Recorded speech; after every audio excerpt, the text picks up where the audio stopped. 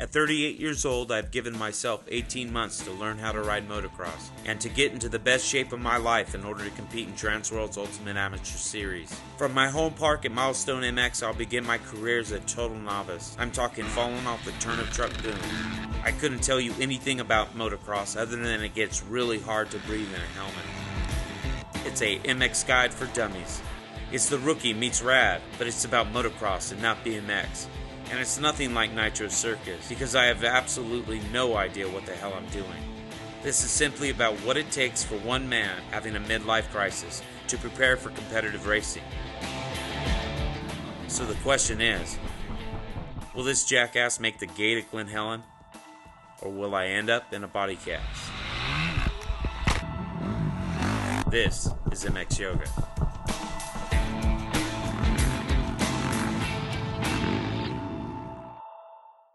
Before we get started, it needs to be acknowledged that motocross is an inherently dangerous sport with permanent consequences.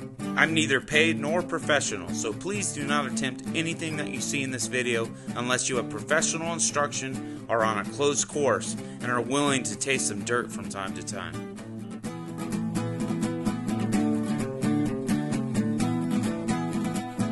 So to recap you from last month, I started the process and took you through the steps I took. Step 1, the bike.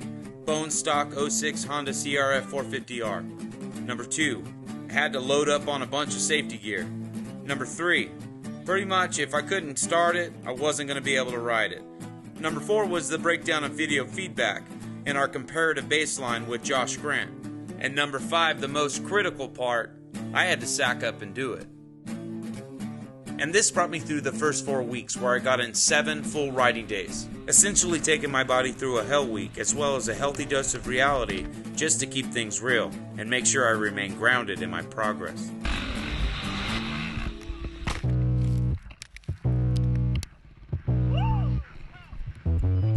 Now that I know my body isn't going to reject this newfound addiction, it's time to plug in some replay and spend some time on step number 6, evaluating my progress.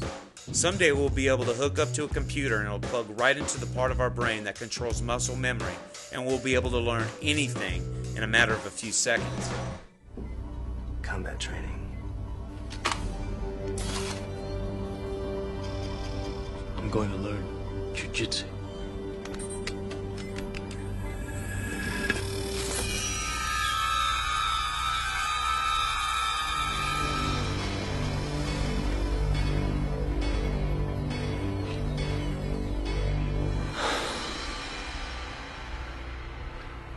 I know Kung Fu. Until sci-fi becomes reality, I have to do it the old-fashioned way, through the video feedback. I need to break down my body mechanics, and then by running a comparative analysis to Josh's body mechanics, I determine just how far off the mark I am. This is what I refer to as my goon quotient.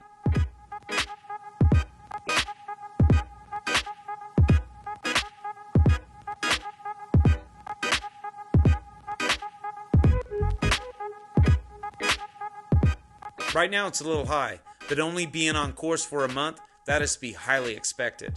In the meantime, I'm absorbing as much insight to the sport as I possibly can, taking in other riders' experiences, both the victories and the downfalls.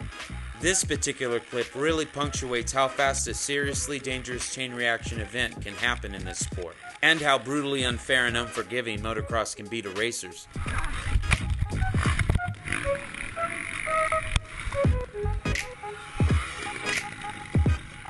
Of course, it's not just all about the shock and awe.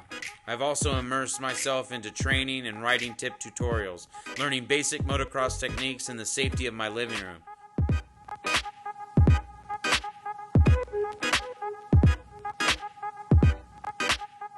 Although if you have small children, I'd recommend the helmet.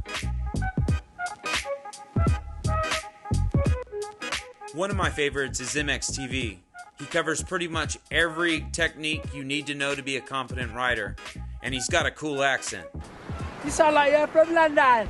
Basically anything from Transworld is worth the view, and RacerX has a comprehensive virtual training program that takes you through postseason, preseason, conditioning, circuit training, you name it. But as soft as I am, I have to get in shape before I really start hammering this nail. Please note, there is 8,630,001 motocross videos on YouTube, so I need to be very careful about who and where my information is coming from.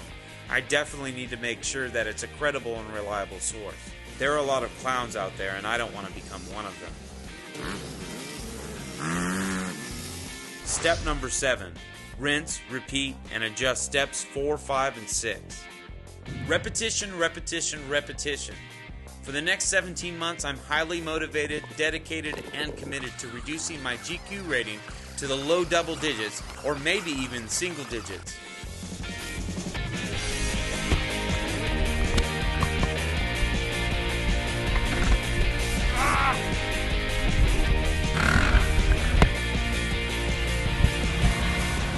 Double digits for sure. The other side of the coin is that I have to know when to back off the throttle and take some time off for the body to heal and get stronger.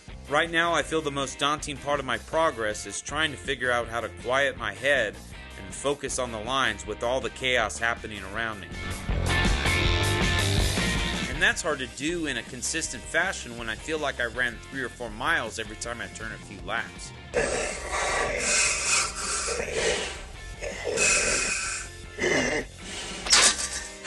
I can't breathe in this thing! Step number 8. Relearn how to breathe. For the next couple weeks, I'm going to count out each breath, in and out, retraining my brain how to breathe. 3 seconds in, 5 seconds out, 3 seconds in, 5 seconds out. I'm mentally counting this out in my head. I'm not worried about getting faster. I'm only focused on my breathing and maintaining a consistent flow. And this leads me to something staring me in the face. Step number 9. I need to lose some weight.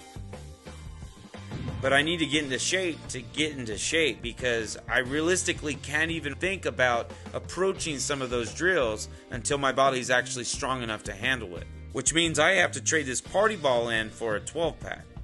Alright, that's probably not gonna happen. I need to trade this party ball in for a 6-pack. Let's just say I need to drink less beer. I'm good with that. Step number 10. Fitness, nutrition, and most importantly, hydration. First of all, like a lot of people, I don't like gyms. Nothing against you if that's your thing, but personally I feel if you're going to hurl iron all day long, you should be building a bridge or a skyscraper or something. So just as a rule of thumb, I tend to stick to Amish workouts. Working on the homestead. You move 3 tons of dirt and tell me it's not a workout.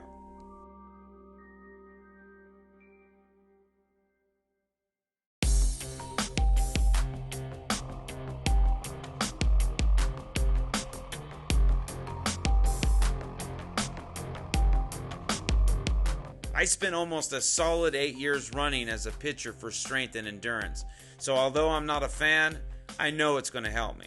I'll also mix in some mountain biking, so I can shock the monotony from time to time as well. Do I give up, or do I stand in line? Do I live to keep my chin up, or do I live just to die? The biggest enemy in motocross is definitely yourself. It's all what you do. I mean, it's all in your head. You have to believe that you can do what you're doing on the track. Do I live to keep my chin up, or do I live just to die? You have your buddies, you go out and have a good time practicing. When it comes to a race, the gate drops, you have no friends. That's it. And as soon as the gate drops, you're going. Everybody wants that #1 position.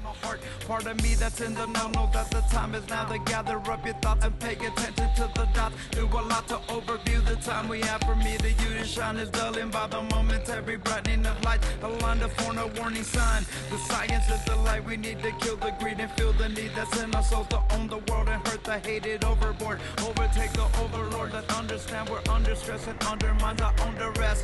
Hey yo, the less we own, the less we have to pay the loans and press the clones and dress in front of someone that too old to try to save the mess at home. You should have rode the crest and grown. Feel the blessings overflowing, overflowing, overflowing. do I give up?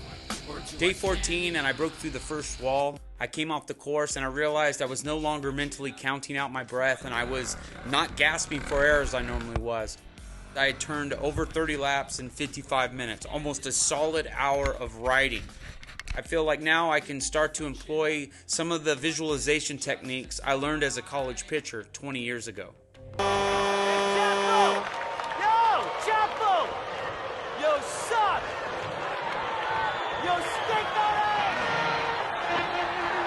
Clear the mechanism.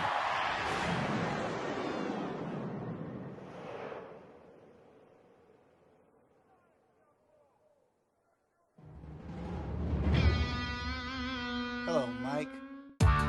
Closing in on day 20 and the laps are starting to turn a lot easier. I'm noticing my energy is just through the roof compared to where it was a month ago. Where I am seeing a big jump is in the level of consistency between the slowest and fastest lap. Although I haven't had a chance to walk the main yet, I've had a chance to watch some of the guys just rip it up, and it's a long road ahead. If I'm able to get there by day 100, I think I'll be doing really good. I'm just going to keep on the road I am, and we'll see where I end up. Still I can't shake the thought I'm about to lose everything I got. Why does it feel like I'm literally falling apart? Calm me down, put me to sleep, get me high, don't make it cheap. Slap me